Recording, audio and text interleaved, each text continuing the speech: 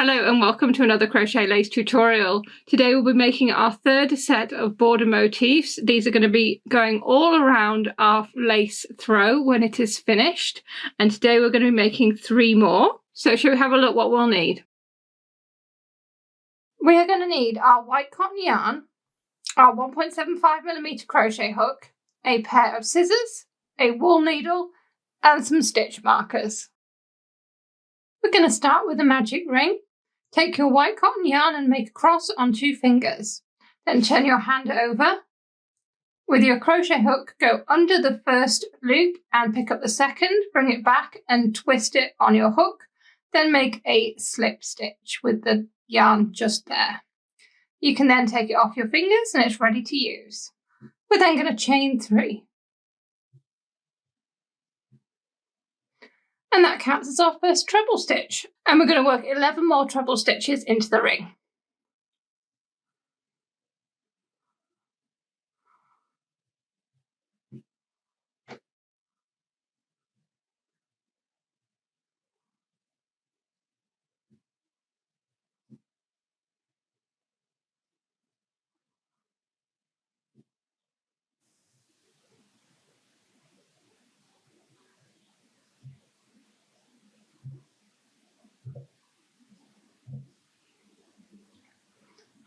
That's our 11 treble into the ring there, so we've got 12 altogether.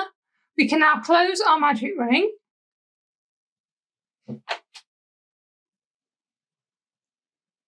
And join the round with a slip stitch to the top of our starting chain.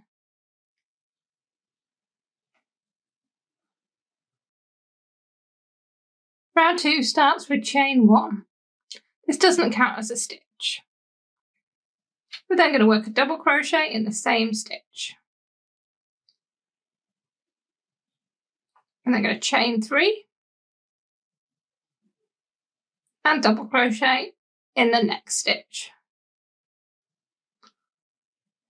That is our repeat for this round. So it's chain 3 and double crochet in the next stitch. We're going to do it 11 times. I'll show you what it looks like when we've done that.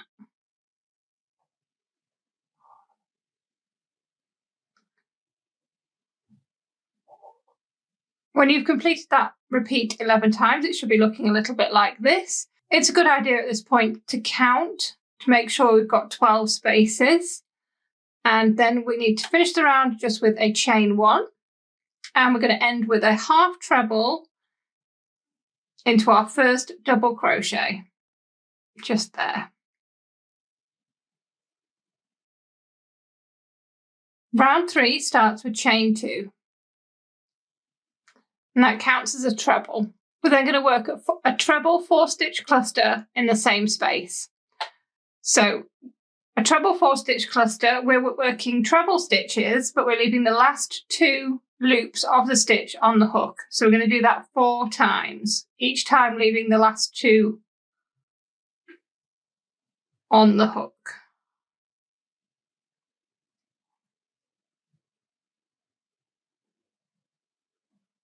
So you'll have 5 loops left on the hook. When you've done that 4 times, you're going to go around the hook and through all 5 loops. That is our treble 4-stitch cluster. We're then going to chain 5.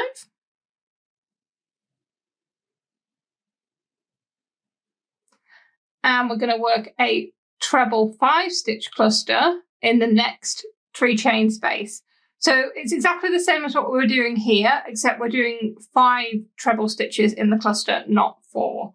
So we go around the hook, work a treble, leaving the last 2 loops on the hook. We're going to do that 5 times.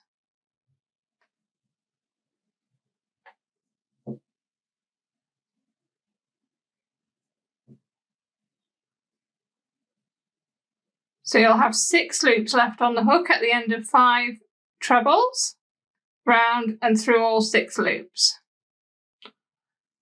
And that is our repeat for this round. So it's chain 5 and 1 treble 5-stitch cluster in the next 3 chain space. And we're going to do that 11 times, and I'll show you what it looks like when we've done that. When you've worked that repeat 11 times, we just need to chain 2. And then we're going to work a treble into the top of this cluster just here. And that is our round 3. Round 4, we're going to start with chain 1. Then we're going to work 1 double crochet, chain 3, and 1 double crochet in the same space. We're then going to chain 5,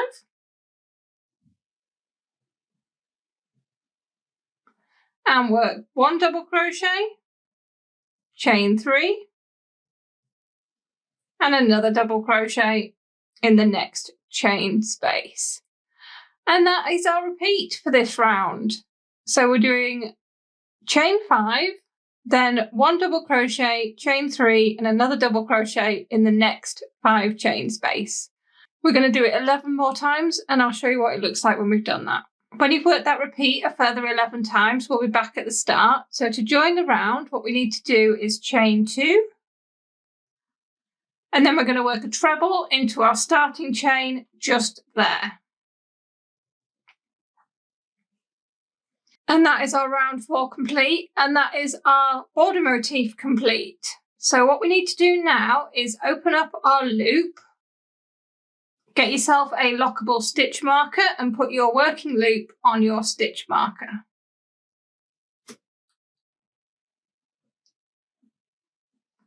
We're then going to cut our yarn, but we need to leave some excess because we're going to use it when we join these all together when we finish our throw. So we need about 2 meters. And wind your excess round your fingers.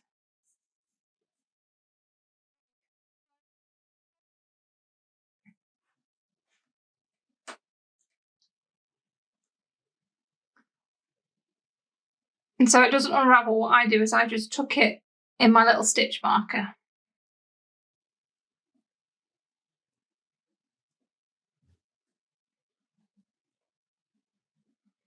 So it's there ready for when we need it. And that is our border motif complete there. We need to make another 2, exactly the same way that we've made this one here. And then we can store them away with our other flower squares until we're ready to put our throw together. But that is the end of the tutorial for today. Just a nice quick one to make these lovely fun border motifs. So I really hope you'll enjoy making a couple more of these in your own time. And I hope you'll join me again for the next tutorial. Thank you very much for watching. Goodbye.